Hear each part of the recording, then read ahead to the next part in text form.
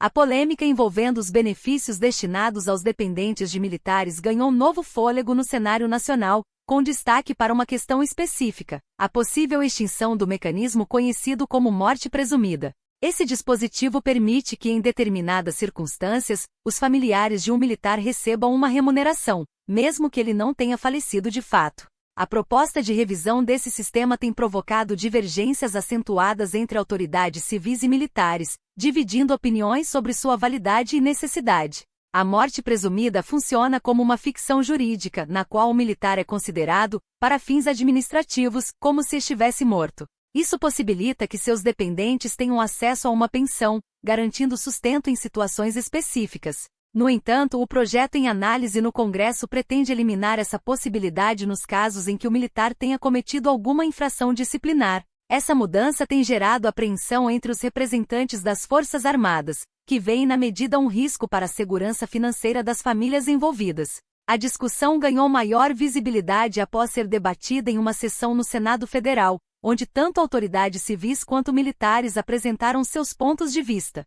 Os argumentos expostos revelaram a complexidade do tema, que transcende o âmbito militar e envolve questões jurídicas, sociais e econômicas. A diversidade de perspectivas evidenciou que o assunto exige uma análise cuidadosa, considerando seus múltiplos impactos. Durante uma audiência na Comissão de Constituição e Justiça, o tenente-coronel do Exército Brasileiro, Luiz Gustavo Inácio da Silva, defendeu com veemência a manutenção da pensão militar, enfatizando os desafios enfrentados pelas famílias de militares. Segundo ele, a realidade dessas famílias é marcada por dificuldades particulares, especialmente no que diz respeito à inserção profissional dos cônjuges. O oficial destacou que, em muitos casos, o parceiro do militar encontra barreiras para conseguir um emprego que ofereça uma remuneração compatível com as necessidades do núcleo familiar.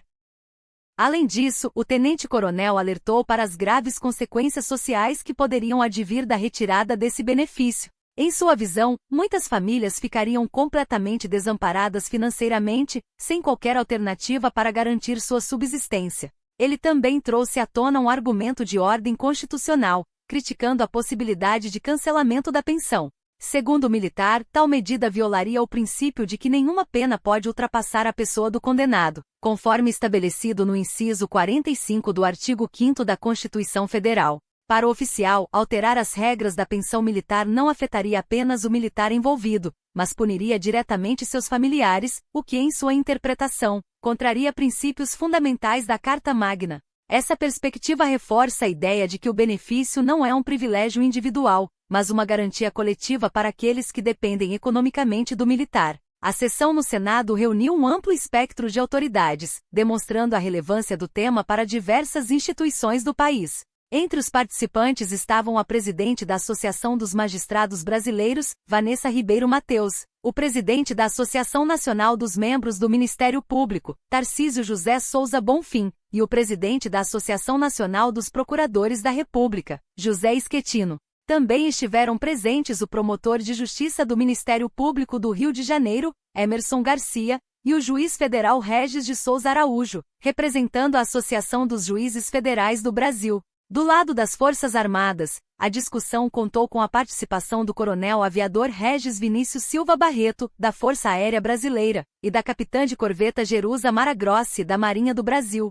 A presença de representantes de diferentes esferas do poder público reforçou a dimensão institucional do debate, que envolve não apenas o executivo e o legislativo, mas também o judiciário e outras entidades estratégicas. O tom do debate se acirrou com as declarações do senador Cleitinho Azevedo, que classificou a pensão militar como um privilégio excessivo, em um discurso que gerou controvérsia. O parlamentar direcionou críticas contundentes ao sistema de benefícios, incluindo a morte presumida, e apresentou números que, segundo ele, comprovam o peso desse gasto para os cofres públicos. De acordo com o senador, em 2025, o custo com esses benefícios teria alcançado a marca de 6 bilhões de reais. Em sua fala, o senador não poupou palavras ao questionar a legitimidade do benefício. Ele afirmou que muitas das beneficiárias, filhas de militares, nunca teriam ingressado no mercado de trabalho, classificando a situação como um desrespeito à população brasileira. Para reforçar sua posição, o parlamentar fez uma comparação com a realidade de trabalhadores comuns, destacando as dificuldades enfrentadas por aqueles que cumprem jornadas exaustivas e recebem salários modestos. O trabalhador que acorda cedo, enfrenta transporte lotado e recebe R$ 1.600 por mês é quem sustenta esse sistema, declarou o senador, enfatizando que os recursos que financiam esses benefícios provêm dos impostos pagos por empresários e assalariados. Ele ainda ampliou sua crítica ao afirmar que a verdadeira fonte de riqueza do país são os trabalhadores e os empreendedores, enquanto os três poderes representariam uma fonte de despesas elevadas. As declarações do senador provocaram reações imediatas com acusações de que sua postura seria ideológica e desprovida de sensibilidade social. Em sua defesa, Cleitinho Azevedo argumentou que suas críticas se baseiam em princípios humanistas, buscando uma distribuição mais justa dos recursos públicos. O debate sobre a pensão militar expõe um conflito evidente entre duas visões distintas sobre justiça social e responsabilidade fiscal. De um lado, há a preocupação com a proteção das famílias de militares, que enfrentam condições peculiares ao longo da carreira, como a dificuldade de os cônjuges ingressarem no mercado de trabalho. De outro, cresce a pressão por uma revisão dos gastos públicos, especialmente diante de valores expressivos como os mencionados pelo senador. Além disso, a discussão levanta questões mais amplas sobre desigualdade, privilégios e o papel do Estado na alocação de recursos. Enquanto alguns defendem que os benefícios são uma forma de compensar as particularidades da vida militar, outros argumentam que o sistema atual perpetua desigualdades e onera excessivamente a sociedade. À medida que o tema avança no Congresso Nacional, é provável que novas propostas surjam, intensificando ainda mais o debate. A decisão final poderá ter um impacto significativo sobre milhares de famílias brasileiras, exigindo um equilíbrio delicado entre a proteção social e a sustentabilidade das contas públicas.